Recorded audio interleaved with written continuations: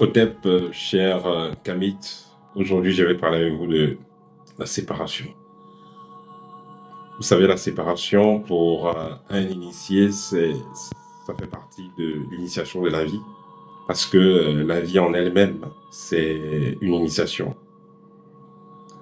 Vous avez les hauts et les bas, vous avez les différentes épreuves à traverser, plus ou moins difficiles, et toutes ces épreuves ont le but de vous permettre de passer à une étape nouvelle.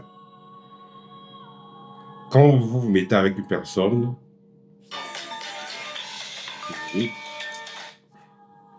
voilà, quand vous vous mettez avec une personne, c'est par affinité vibratoire, c'est par compatibilité vibratoire. Vous vous mettez avec une personne, autrement dit, vous mettez avec une personne parce que cette personne-là vibre avec votre intérieur, avec votre vibration intérieure. C'est-à-dire que cette personne-là vous correspond en quelque sorte. Je vais prendre le cas, quand vous aviez 22 ans, vous étiez à l'université, 22, 23 ans, vous aimiez une personne qui avait à peu près le même âge et vous souhaitiez que cette personne soit peut-être votre mari ou votre femme dans un avenir proche. Quand vous aurez maintenant 30 ans, vous allez revoir la même personne, vous n'aurez pas les mêmes désirs. Parce que vous avez changé au niveau vibratoire, vous êtes amélioré au niveau social, et ainsi de suite. Il arrive donc que, à un moment donné, vous n'ayez plus le même niveau vibratoire de la personne en face de vous, ou que la personne en face de vous n'ait plus le même niveau vibratoire que vous. Soit parce que vous êtes amélioré, la personne ne s'est pas améliorée, soit parce que la personne s'est améliorée et vous êtes resté à votre même niveau. Et si il arrive donc que vous n'ayez plus le même niveau vibratoire, il s'avère que une personne devient donc un frein pour l'autre. Vous êtes amélioré, votre partenaire ne s'est pas amélioré, et votre partenaire refuse de s'améliorer. Alors votre partenaire devient un frein pour vous. Vous êtes obligé de passer à une autre vitesse. Et si vous ne comprenez pas cela, cela va perturber votre évolution et cela va commencer à être de plus en plus lourd, de plus en plus pénible. Vous allez commencer à avoir des événements de plus en plus douloureux jusqu'à ce que vous compreniez qu'il est temps de vous séparer. Comme on le dit souvent, on ne peut pas faire l'omelette sans casser les œufs, on ne peut pas atteindre la rose sans traverser les épines. Il faudra que vous puissiez donc traverser cette douleur-là, accepter cette douleur de la séparation pour pouvoir passer à une nouvelle étape de votre vie.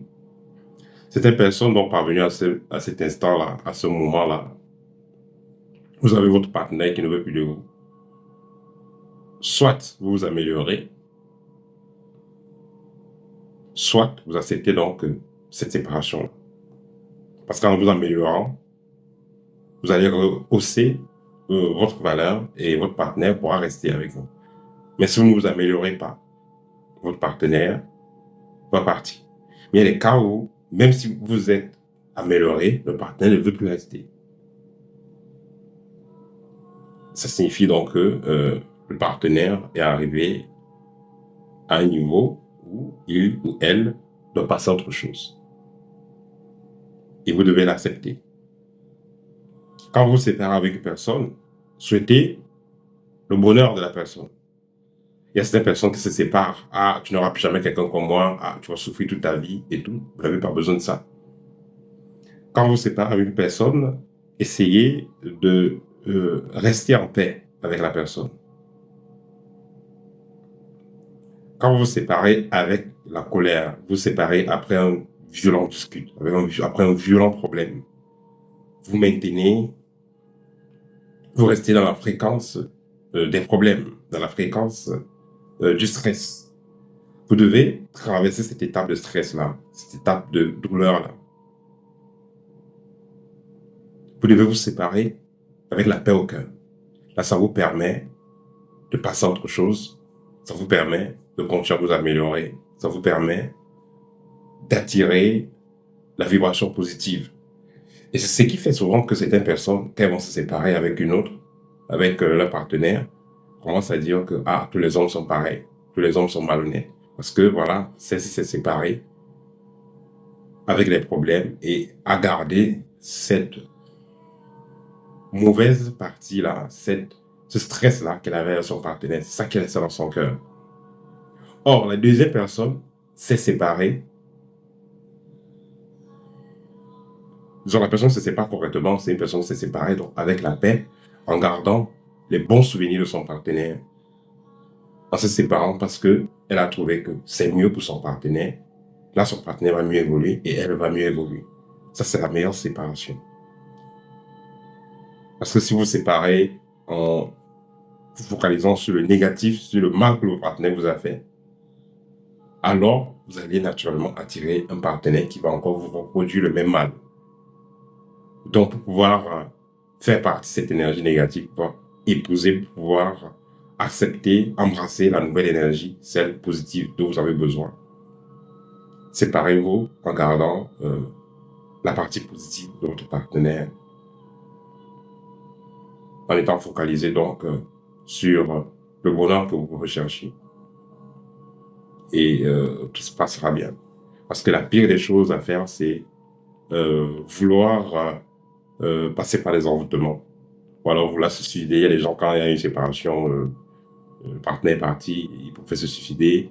Il y a des gens, quand le partenaire est parti, ils préfèrent aller faire les envoûtements et autres. Et tout ça, non. L'envoûtement ne résout pas le problème. Vous allez faire l'envoûtement, déjà vous créez un mauvais karma. Vous violez les lois spirituelles, vous violez la conscience de celui que vous êtes en train d'envoûter. Pourquoi? Parce que votre partenaire est parti. Parce que votre partenaire n'est plus satisfait de ce que vous apportez. Parce que le partenaire a vu que vous n'êtes pas la personne qu'elle voulait. Parce que le partenaire a vu que voilà, vos chemins, vous avez des visions différentes. Il y a une raison pour que vous vous séparez, pour que le partenaire ne veut pas. Parce que le partenaire a voulu de vous à un moment donné. Le partenaire ne veut plus parce que voilà, vous n'êtes pas. Les niveaux ont un peu changé. Les niveaux ont changé en quelque sorte. Et ça vous servira donc à quoi? De vouloir violer les choses en passant par les envoûtements. Alors que vous pouvez, si vous voyez que le partenaire est en train de partir, c'est une alarme pour pouvoir retravailler sur vous, recentrer sur vous, remonter votre valeur, remonter votre vibration. Si néanmoins les choses ne s'améliorent pas, il faut comprendre que c'est le temps. Chaque chose a un début, chaque chose a une fin. C'est le temps. Et laissez votre partenaire partir, focalisez-vous sur vous, ne gardez pas la rancune, ne restez pas focalisé sur le mal que le partenaire vous a fait avant qu'il y ait cette séparation-là. Pensez au bon moment, pensez à la partie positive de cette relation. Remerciez l'univers de cette expérience magnifique que vous avez eue, parce que dans tous les cas, vous avez eu des bons moments. Et acceptez ce qui viendra, continuez à vous améliorer. Et c'est comme ça que voilà, l'âme sœur viendra. Parce que c'est un peu sur la question l'âme sœur, comment rencontrer l'âme sœur. Est-ce qu'il y a un rituel pour faire venir l'âme sœur? Non. Le plus important, c'est de travailler à devenir la meilleure version de vous. En étant la meilleure version de vous, vous allez donc rencontrer un partenaire qui est à votre même niveau. Je vais prendre le cas. Vous êtes une femme, vous n'avez même pas permis de conduire. Vous n'avez jamais géré une entreprise. Vous n'avez même jamais travaillé. Vous êtes le seul atout que vous avez, vous êtes belle. Mais vous voulez un multimilliardaire qui va vous acheter une Ferrari, qui va vous offrir un hôtel, qui va vous donner la vie de rêve, veut vous apporter quoi? Donc, il est important donc, de travailler sur soi. Vous voulez le meilleur, soyez la meilleure. Vous voulez la meilleure, soyez la meilleure. C'est tout. Et ce que je vous dis toujours, en ce qui concerne l'initiation ne consiste pas à juste aller invoquer les ancêtres, aller marcher à poil en forêt. Non. L'initiation, le but de l'initiation est de faire en sorte que l'initié, l'apprenant, l'étudiant, devienne la meilleure version de lui-même, en coiffant tous les domaines. C'est ça, réellement, l'initiation. Voilà, donc c'était tout pour aujourd'hui. Si vous avez besoin d'une consultation, vous avez besoin d'un service, vous avez besoin de suivre la formation à l'école, n'hésitez pas, contactez-moi et je serai très heureux d'échanger avec vous. Peut-être, et à très bientôt.